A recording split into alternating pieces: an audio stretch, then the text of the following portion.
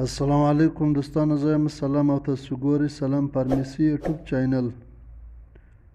دوستان نن دغه ویډیو کښې خبره کوو د ټیبلېټ ریجکس 10 mg باره کښې چې دا د چشت لپاره استعمالیږي، کومې فایدې لري او کوم نقصانات لري.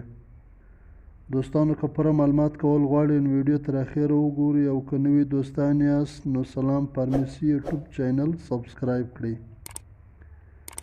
دوستانو انډیکیشن یا استعمال د ټیبلېټ ریجکس دوستانو دا د الرجي لپاره استعمالیږي. د الرجي له وجې څخه دوستانو له سترګو څخه اوښکې بهیږي، له پزې څخه اوبه بهیږي، بدن یې کاږ کوي او پر بدن یې سرې سرې دانې پیدا کیږي. د دغه امراض لپاره ټیبلېټ ریجکس استعمال کړئ. دوستانو ډوز یا مقدار خوراک دوستانو دا یو ګولۍ په ورځ کې یو وار استعمال کړئ. که د شپې استعمالوئ که د ورځې فرق نه لري.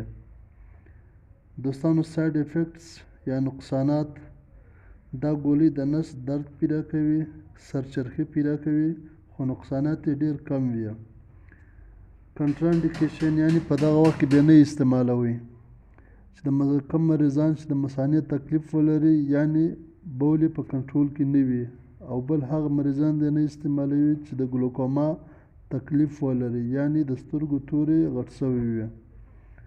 دوستان امید کوم چې دا لنډه ویډیو به ستاسو خوښ شوې وي. له ټولو دوستانو څخه درخواست دی چې سلام فارمیسي یوټیوب چینل سبسکرایب کړئ، ویډیو لایک او شیر کړئ.